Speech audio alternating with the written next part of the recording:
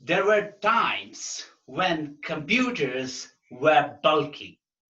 They took the size of a room or the big hall. And they were unreliable and inefficient. But my friends, we have developed computers to fit in the lab as well as in a small device, a computer, which we can put in the pocket. We are making this device, the computers, more and more powerful. Good morning, presiding officer, fellow Toastmasters, and distinguished guests. These small computers are very, very powerful. If you talk about the memory of computers, they are calculated in terabytes. What is terabytes? A computer only understands zeros and ones, and 10 and 1 bit is 10 or 11 is called 1 bit, and 8 bits make a byte. 1024 of that bytes make 1 kilobyte. 1024 kilobytes make 1 megabyte. 1024 megabytes make 1 gigabyte, and 1024 gigabyte makes 1 terabyte. That means we are talking about trillions of zeros and ones in one computers, and a billion of zeros and ones in a small memory stick in this device. Talk about the processing speed. It is in gigahertz. What is 1 hertz? If there is a cycle of zeros and ones in 1 second, then it is called 1 hertz. But we are not talking about hertz. We are talking about gigahertz. That means 10 to the power 9. That is billions of zeros and ones is processed through the processing unit of a computer in 1 second.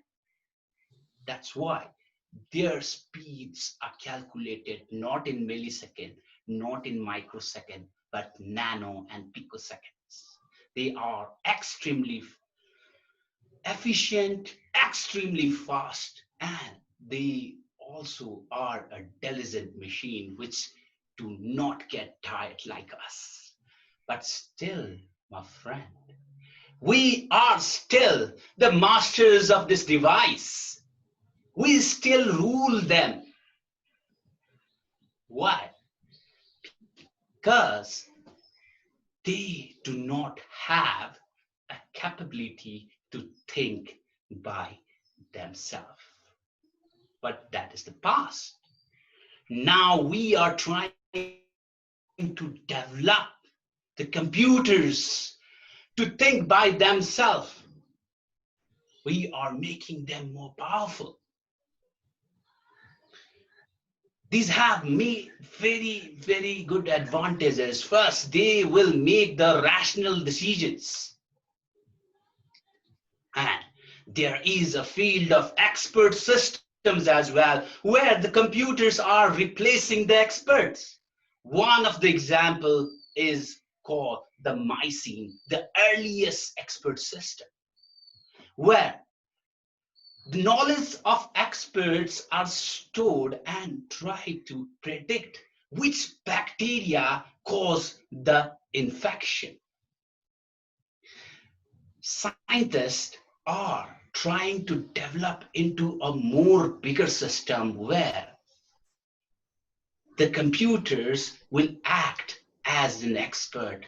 But in the days to come, we might see we go to computer rather than the experts for our medical practices. Medical practitioner can be replaced by them. Let's not talk about the complicated thing. These smartphones also have artificial intelligence.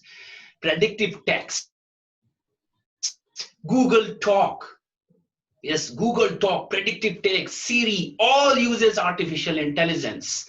The driverless car that we are seeing, the drones, the search engine marketing, everything uses artificial intelligence. That is the good part. But there is a darker side too. First of all, it creates unemployment.